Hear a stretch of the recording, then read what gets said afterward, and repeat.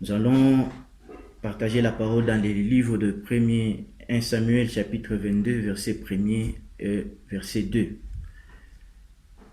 Notre thème est intitulé La caverne d'Adullam. La caverne, par définition, c'est un lieu creux dans la paroi d'un rocher ou au flanc d'une montagne. Et cette caverne a une ou plusieurs ouvertures. La caverne est un lieu inconfortable, est un lieu où quelqu'un n'est pas dans son confort. La caverne, c'est un lieu de privation, un lieu de retraite.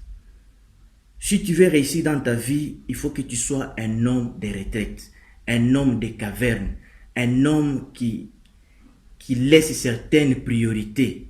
Amen. La caverne sert de tombeau.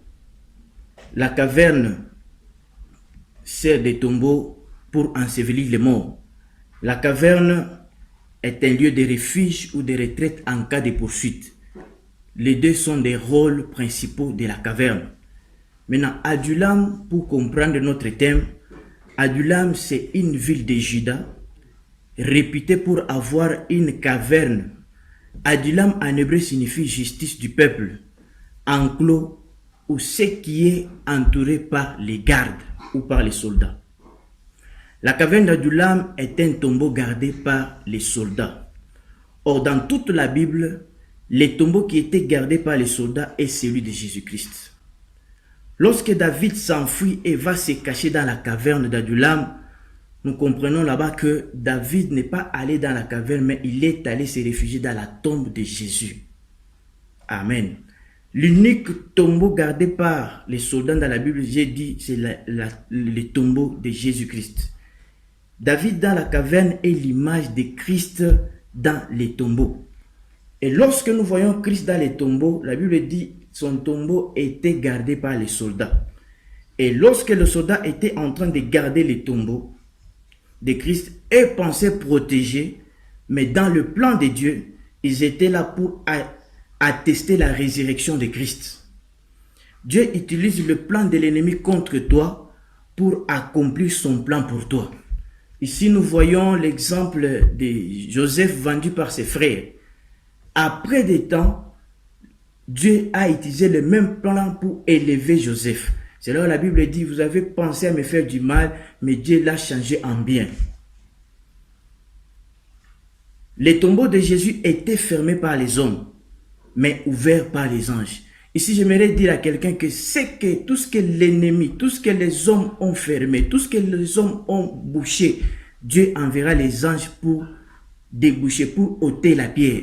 C'était les hommes qui avaient fermé les tombeaux de Jésus. Et la Bible dit, lorsque l'ange est descendu pour rouler la pierre, il y eut tremblement. Et les soldats qui gardaient les tombeaux tremblèrent. Ils ont tremblé parce qu'ils ont vécu quelque chose qu'ils n'ont jamais vu. Et le matin, même le jour de la résurrection, la Bible dit, les femmes sont venues à la tombe. Et quand ils sont venus, dans leur pensée, elles venaient pour oindre le corps de Jésus du parfum, mais ce jour-là, l'ange était là à côté, et elles ne savaient pas que Jésus était ressuscité. Et l'ange leur a dit, pourquoi cherchez-vous les vivants parmi les morts? Donc Jésus est ressuscité, il n'était plus dans les tombeaux. La Bible dit, quand l'ange a roulé la pierre, chose grave, Christ n'était pas dans les tombeaux. C'est-à-dire que les tombeaux étaient vides.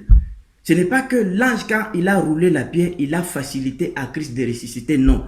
L'ange, quand il avait roulé la pierre, il avait seulement attesté la résurrection de Christ. Parce que quand l'ange est descendu pour rouler la pierre, Christ n'était pas dans les tombeaux. Christ était déjà ressuscité. Voilà pourquoi nous disons que le fait que l'ange a roulé la pierre n'a pas facilité à Christ de sortir. Mais par contre, c'était pour attester, pour confirmer que Christ est réellement ressuscité.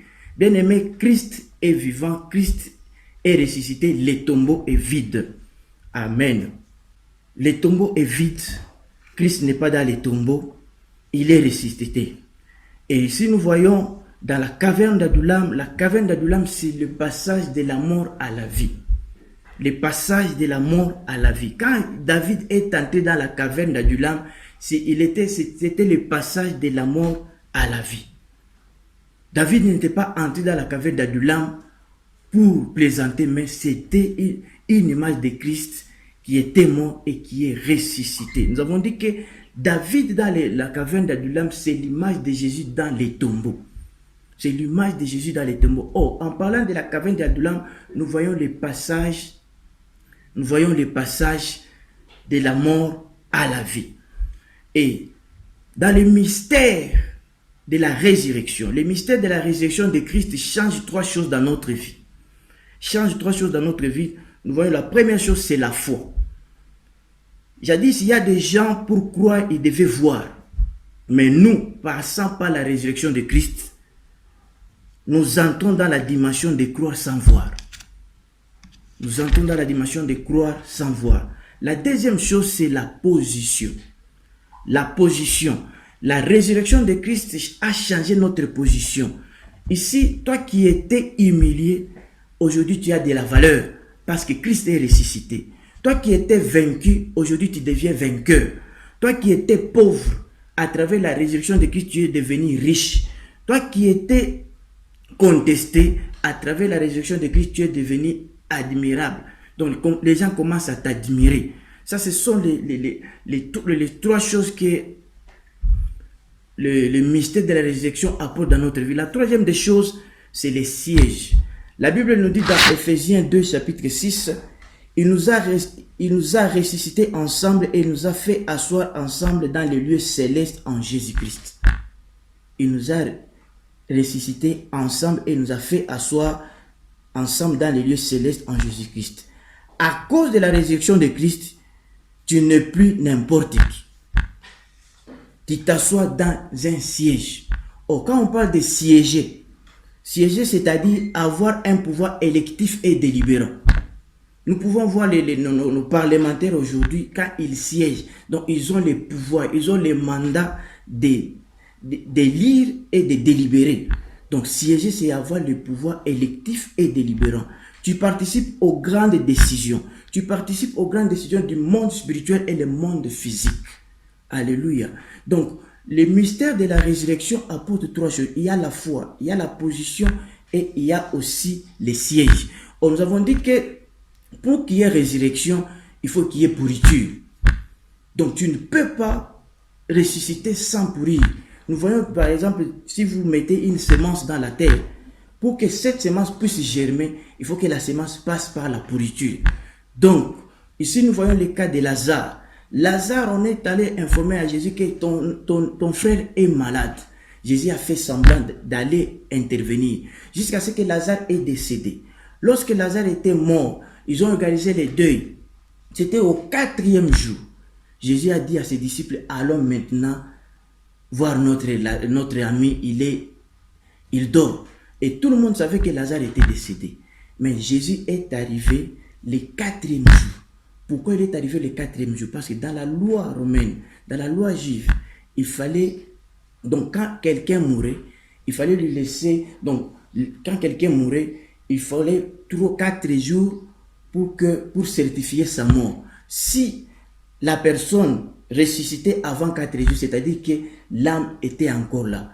Maintenant, Jésus connaissait cela, il devait attendre les 4 jours pour certifier la résurrection. Il ne fallait pas que Jésus intervienne après 2 jours de la mort de Lazare ou après 3 jours de la mort de Lazare, parce que c'était déjà connu que si quelqu'un revenait avant 4 jours, c'est que son âme était encore sur la terre.